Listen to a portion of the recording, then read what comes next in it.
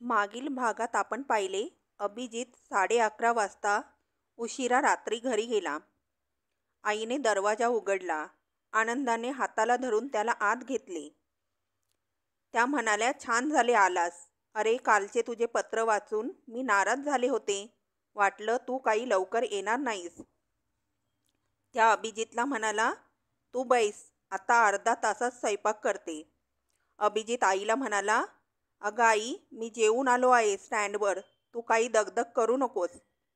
त्याने हातपाय धुतले, पाणी घेतले आणि इकडच्या तिकडच्या गप्पा सुरू झाल्या. अभिजितने शेजारचा आपला मित्र नाम्या याच्याबद्दल विचारले, कारण मागच्या वेळी तो भेटला नव्हता. आई म्हणाली, अरे आजच घरी आला होता पेढे घेऊन. अभिजितने विचारले, कशाबद्दल पेढे? अरे त्याला मुलगा झाला ना त्याबद्दल. त्यानंतर आईने लग्नाचा विषय काढू नये म्हणून अभिजित झोप आली म्हणून झोपायला गेला, परंतु त्याला झोप आली नव्हती. आई मुलींचे फोटो दाखवून बेजार करणार, कोणती पसंत आहे म्हणून सारखी भुणभुण करणार, म्हणून त्यांनी अशी सुटका करून घेतली होती. लग्नाचा विषय आपण का टाळतो याबद्दल अभिजितने विचार केला, कारण आईच्या इच्छेविरुद्ध आपण कधी वागलो नव्हतो. त्यातून त्याला कळालं की त्याने त्याची पसंती केली आहे. त्यासाठी त्याने त्याचा आवडता लक्की रुमाल तिच्या मनगटावर बांधला होता. सकाळी अभिजित उठला, सगळं आटपून नाश्ता करायला बसला. त्यावेळेस आईने कपाटातून फोटो काढले. त्याबरोबर तो म्हणाला, मी आधी नाम्याला भेटून येतो, दुपारी निवांत दाखव. त्यावर आई म्हटली, अरे 5-10 मिनटं उशिरा गेलास तर काही बिघडणार नाही. अभिजित म्हणाला, फोटो काय, दुपारी पाहिले तरी तसेच राहतील. नामदेव आणि अभिजित बऱ्याच दिवसांनी भेटले होते. दोघेही मित्र बराच वेळ गप्पा मारीत होते. त्यानंतर अभिजित आणखीन तिथल्या मित्रांना भेटला. घरी आल्यावर जेवून वाचत बसला होता. त्यावर आईने पुन्हा फोटो काढले आणि त्याला एक एक मुलगी दाखवायला लागली. तो प्रत्येक मुलीला अतिसुंदर, सुंदर असं म्हणायला लागला. सरस्वतीबाईंच्या लक्षात आलं. त्यांनी सगळे फोटो दाखवून टाकले. अभिजितला वाटले, आई आता वैतागणार, कोणता फोटो जास्त आवडला हे सांग म्हणणार आणि मग आपल्याला टोलवाटोलव करायला वेळ मिळणार. पण प्रत्यक्षात घडले वेगळेच. सरस्वतीबाई सावकाशाने सर्व फोटो व्यवस्थित पाकिटात घातले आणि शांतपणे म्हणाल्या, ठीक आहे, फोटो तर एकापेक्षा एक आवडलेले दिसतात तुला. तेव्हा आता 3 दिवसात 8ही मुली पाहून घेऊ. उद्याच आपण निघूया. थोडी घाई गडबड होईल, पण त्याला इलाज नाही. प्रत्यक्षात कोणती तुला पसंत पडते बघूया. दुसरा पर्यायच नाही. तुला फक्त तुझा एक पगार जाईल भाडे खर्चाला. त्यावर अभिजित म्हणाला, आई रागवणार नसतील तर एक सांगू का? आई म्हणाली, प्लीज सांग बरं, तुला कोणती मुलगी आवडली आहे? अभिजित म्हणाला, आई नाराज होऊ नकोस. एकच एवढे वर्ष. त्यानंतर अगदी तू म्हणशील त्या मुलीबरोबर लग्न करण्याची तयारी आहे माझी. पाहिजे तर वचन देतो. आई म्हणाली, ठीक आहे, होऊ दे तुझ्या मनासारखं. अभिजित जायला निघाला. त्यावेळी आईने अभिजितला बऱ्याच सूचना केल्या. त्यानंतर अभिजित म्हणाला की आई, एकदा येऊन बघ. तुझा मुलगा कसा सर्वांना आवडला आहे तो. विद्यार्थी किती मान देतात. आई म्हणाली, विद्यार्थी की त्यापेक्षा जास्त विद्यार्थिनीलाच तू आवडत असशील. त्यामधीलच कोणी एखादी मनात भरली असेल तर तसं असेल तर सांग. तुझ्या इच्छेविरुद्ध नाही जाणार मी. अभिजित म्हणाला, आई काहीतरीच काय बोलतेस. तसे काही नाही आणि लक्षात असू दे, तू पसंत केलेली सून तुला करायची आहे. तेव्हा उगीच मनात काही आणू नकोस. आणि अभिजित आईच्या वाकून नमस्कार केला आणि त्यांचा निरोप घेतला. आता पुढील भागात पाहूया, अभिजित आणि अनघा यांच्यातील वाद मिटतील का? ते जवळ येतील का? अनघा आज 4 दिवसानंतर कॉलेजला आली होती. आज तिचा पाय बराच ठीक होता, तरी चालताना ती थोडी लंगडत होती. रवीकडून तिच्या मैत्रिणींना सर्व समजले होते आणि त्या सर्वजणींनी मिळून तिची थट्टा केली. मोहिनी तिला म्हणाली, ए अनघा, पडताना तू घाबरलीच असणार. आणि घरात कोणी नव्हते म्हणजे घाबरून तू सरांना हाक मारली असणार. ओ सर, सर. त्यावर शीला म्हणाली, छट, तसे मुळीच नाही. ती म्हणाली असणार, ओ मिस्टर यू. ए शीला, आता पुढचे मी सांगते. क्लेरा पुढे बोलू लागली. सर आवाजाने धावत आले असणार. अनघाला अशी पडलेली पाहून घाबरले असणार. 2 कारणांसाठी. एक तर ही पडली म्हणून आणि दुसरे म्हणजे आता खरमरीत बोलणे ऐकावे लागणार म्हणून. पूर्वीचा अनुभव ते एवढ्यात विसरतील काय? आता ही जखमी वाघीण जोराने डरकाळ्या फोडणार हे ओळखून त्यांनी तिथून धूम ठोकली असणार. अगं, आपण आपली खोपडी चालवण्यापेक्षा अनघालाच विचारूयात काय घडले ते आणि कसे कसे झाले. ए सॉरी म्हणाले असतील नाही? हो. अय्या, तुला कुठे लागले हे पाहिले नाही? मनगटाला लागलेले पाहिले. मग पायाचे का नाही पाहिले? क्लेरा चिवचिवली. इश्श, काहीतरीच काय? पायाचे कसे पाहतील ते? अगं, मग आम्हाला डिटेलमध्ये सांग ना. काय सांगायचे? मला नाही बाई समजत. प्रथम हे सांग, तू पडल्या पडल्या सर वर आले. शीलाने प्रश्न केला. होय वकील साहिबा, अनघाने हसत उत्तर दिले. तुला पडलेल्या स्थितीत पाहून काय म्हणाले? ते म्हणाले. अनघा अडखळली. तिच्या कानात अभिजितने घाबरून विचारलेला प्रश्न, त्याची ती साद ऐकू येऊ लागली. हे जर ह्या मुलींना सांगितले तर चिडवून चिडवून बेजार करतील.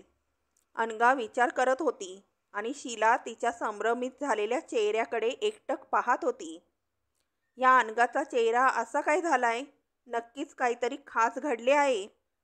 सरांचे नाव काढताच रागवणारी अनघा आज त्यांच्याबद्दल हे एवढे विचारले तरी शांत आहे. नेहमीपेक्षा हे वेगळे दिसते आहे. तिचे डोळे मृदू दिसतात, चेहरा सलज. शीला मनोमन म्हणाली, या तुझ्या अबोल होटांनी तुझे गुपित मला समजले. जाऊ द्या ग तो विषय. बिचारीला उगीचच सतावू नका. व्हायचे ते होऊन गेले आणि आपण बसलो आहोत फुकट कात्याकूट करीत. अनघा चपापली. अरे, शीलाने विचारलेल्या प्रश्नाला आपण उत्तर दिले नाही म्हणून ही रागवलेली दिसते आहे. चुकलेच आपले. शीलू, अशी रागू नकोस ग. अगं, मला की नाही काही आठवत नाही. त्यावेळी पायातून एवढ्या कळा येत होत्या की ते काय म्हणाले मला समजले नाही आणि आता आठवतही नाही. तिने चक्क थाप ठोकून दिली. ए, आज आपण सरांना विचारायचेच. क्लेरा पुढे आणखीन बोलणार तोच तिला मध्ये अडवीत अनघा घाईने म्हणाली, ए, काहीतरीच काय विचारायचे? त्यांचा काय दोष? मी पडले माझ्या चुकीमुळे. उगाच तुम्ही त्यांना सतावू नका. अनघाचे बोलणे ऐकून तेथे हास्याचा स्फोट झाला. ए, काय झाले एवढे हसायला? गोंधळून अनघाने विचारले. काही नाही, हसता हसता शीला म्हणाली.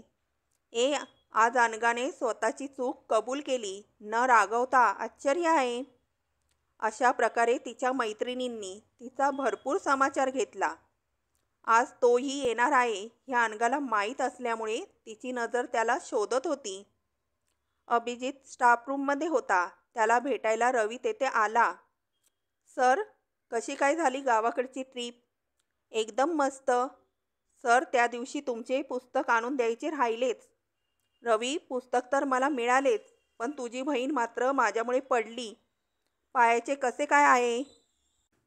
आता ठीक आहे सर. 4 दिवस कॉलेज बुडले. आज आली आहे कॉलेजला. पाय तसा बरा आहे, थोडासा दुखतो, त्यामुळे थोडी लंगडत चालते.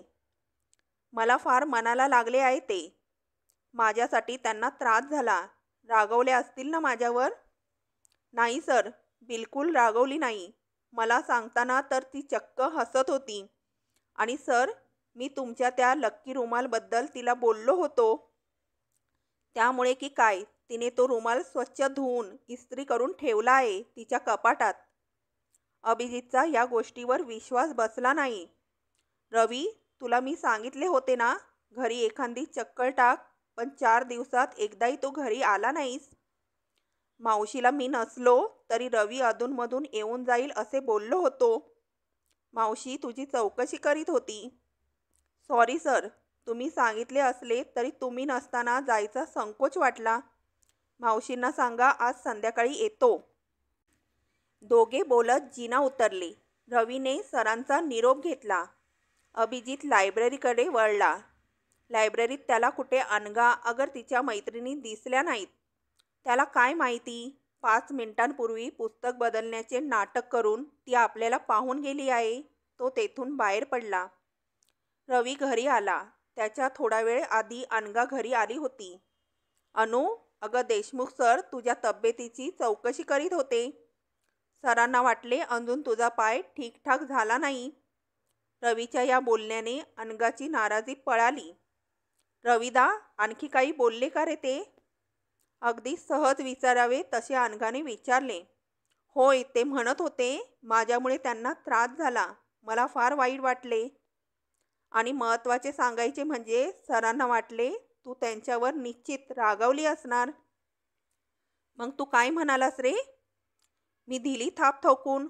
आमची अनु तुमच्यावर तीळमात्रही रागवलेली नाही. उलट तुमचा लक्की रुमाल तिने अगदी व्यवस्थित जपून ठेवला आहे.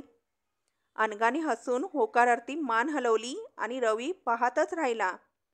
हे काय, नेहमी सरांच्या नावाने ओरडणारी अनु स्वतःहून त्यांच्याविषयी चर्चा करते. एवढेच नाही तर चक्क हसून मी सांगितलेल्या खोट्या थापांनाही संमती देते म्हणजे काय? काही समजत नाही बुवा या अनुचे. दुपारचा चहा घेऊन रवी बाहेर जाण्याची तयारी करत होता.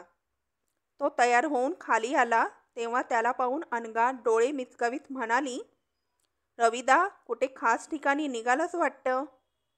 एकदम कडकमध्ये दिसतो आहेस हे. सांग ना, कुठे दौरा निघाला आहे तुझा? रवीला अनघाच्या बोलण्याचे हसू आले.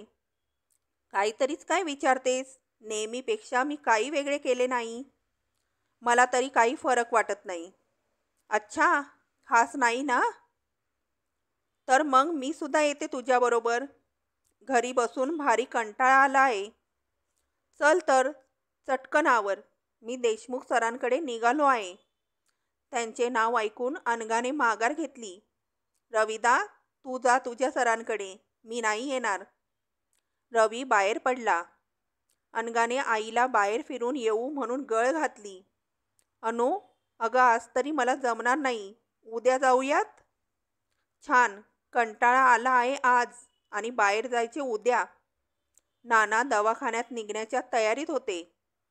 त्यांच्याकडे जात अनघा म्हणाली, नाना, भारी कंटाळा आला आहे. तुमच्या कारची चावी द्या.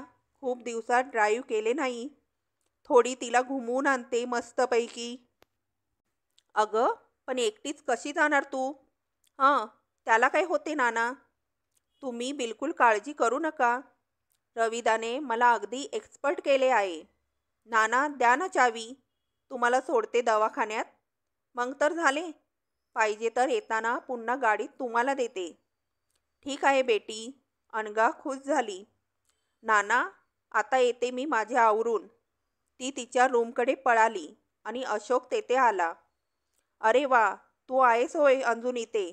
मला वाटले तू गेला असणार सोलापूरला. नानांनी स्वागत करीत म्हटले. नाही साहेब, अजून परत गेलो नाही. पण 2 दिवसात जाणार आहे. तुझ्या दवाखान्याचे बांधकाम अजून पूर्ण झाले नाही ना? मग परतण्याची एवढी घाई का? खरे म्हणजे साहेब, तुमच्या हाताखाली थोडे दिवस काम करण्याची इच्छा होती. पण अरे मग ये ना, अवश्य ये. त्यात अवघड वाटण्यासारखे काहीच नाही. तसे नाही, माझे मामा आणि मामी जाणार आहेत तीर्थयात्रेला. मी इथे येण्यापूर्वीच यात्रा कंपनीच्या गाडीचे जाण्याचे त्यांचे ठरलेले आहे. त्यामुळे ते निघण्यापूर्वीच मी सोलापूरला जाण्याचा विचार केला आहे. अशोकची आपल्या दवाखान्यात थोडे दिवस काम करण्याची इच्छा पाहून नानांनी त्यावर तोडगा काढला. अशोक, अरे त्यात काय अवघड आहे? इथेच राहायला. माझा बंगला भरपूर मोठा आहे. तुझ्या खाण्यापिण्याची कशाचीच गैरसोय होणार नाही. नानांचा मोठेपणा पाहून अशोक भारावला. साहेब नको, माझ्यासाठी तुम्हा सर्वांना त्रास. त्यापेक्षा मी राहतो मामाकडे. हॉटेलमध्ये जेवण घेईन. त्याच्या बोलण्याने नानांना हसू आले. अरे आता तर तुला हे सर्व अवघड गैरसोयीचे वाटत होते ना? ते काही नाही, तू इथेच ये राहायला. मी रमाबाईंना तुझ्यासाठी खोली तयार करायला सांगतो. तेवढ्यात सुमतीबाई तेथे आल्या. सुमती, हा अशोक थोडे दिवस आपल्याकडे राहणार आहे, असू दे ना? हे काय विचारणे झाले?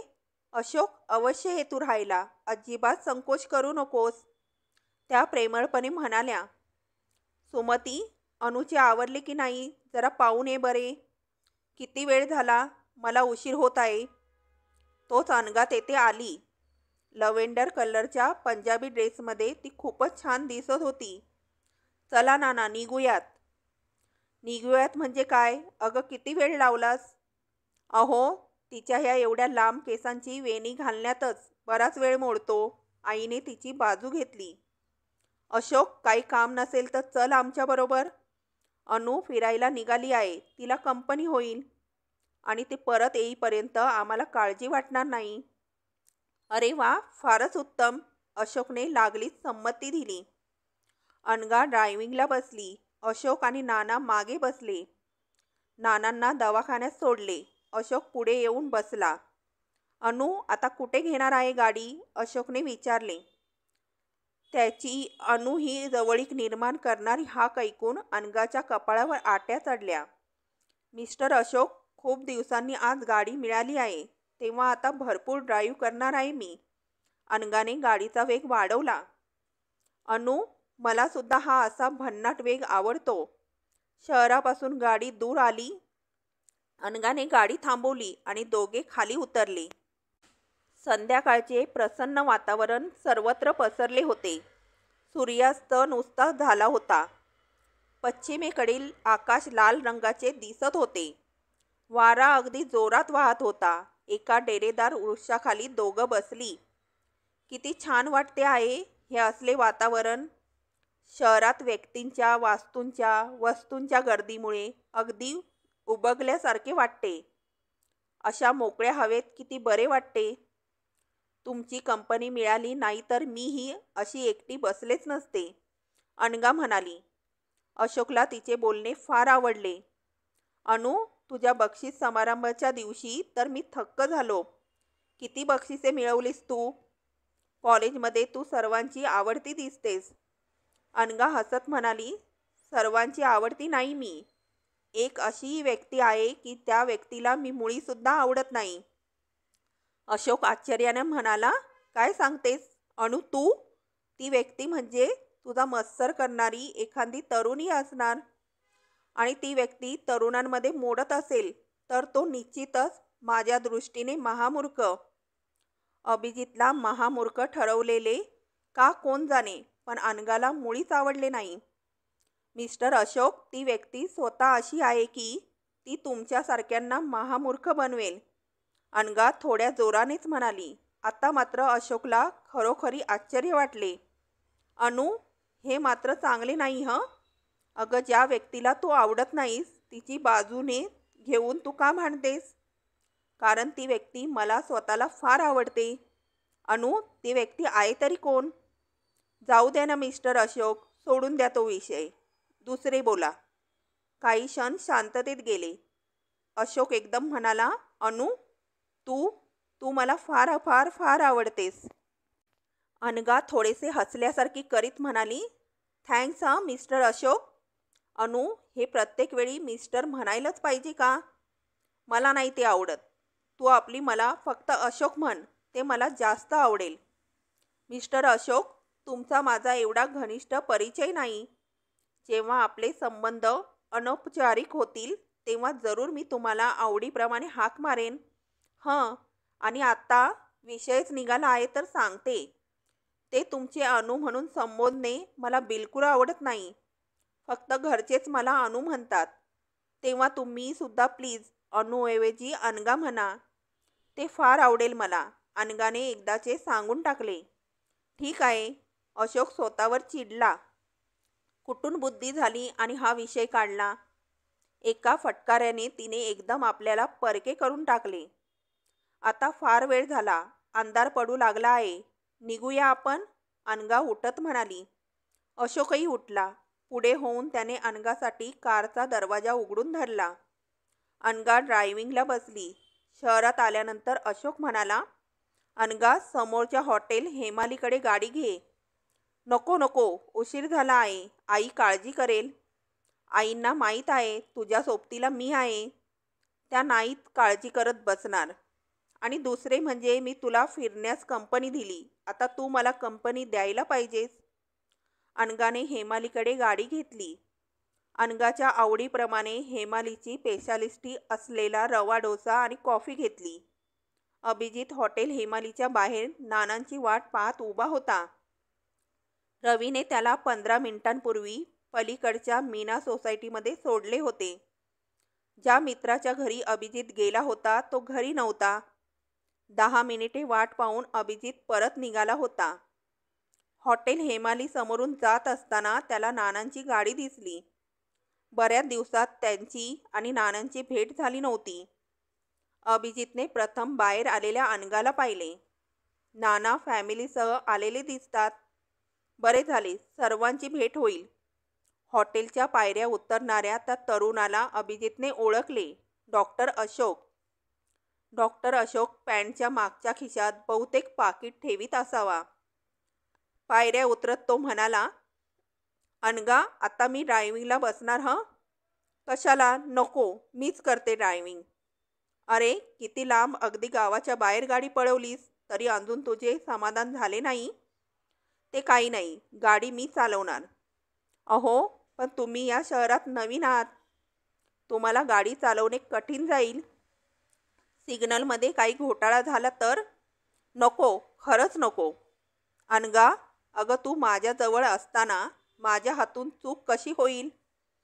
बघ तर मी कशी गाडी चालवतो. अशोकचा गाडी चालवण्याचा उत्साह पाहून शेवटी अनघाने हसून म्हटले, ओके, आणि गाडी भुरकन निघून गेली. अभिजित आश्चर्य भरल्या नजरेने गाडी गेली तिकडे पाहत राहिला. त्याच्या लक्षात आले, आपण बराच वेळ त्या रस्त्याकडे पाहत आहोत. तो स्वतःवर चिडला. अनघा आणि अशोक घरी आले. सुमतीबाईंनी अशोकला आवर्जून उद्यापासून राहायला ये म्हणून सांगितले. अशोकला समाधान वाटले. तो निघून गेला. रवीने खुशीत शीळ वाजवीत प्रवेश केला. पल्लवीला पाहून त्याला खुशी होणार नाही तर काय.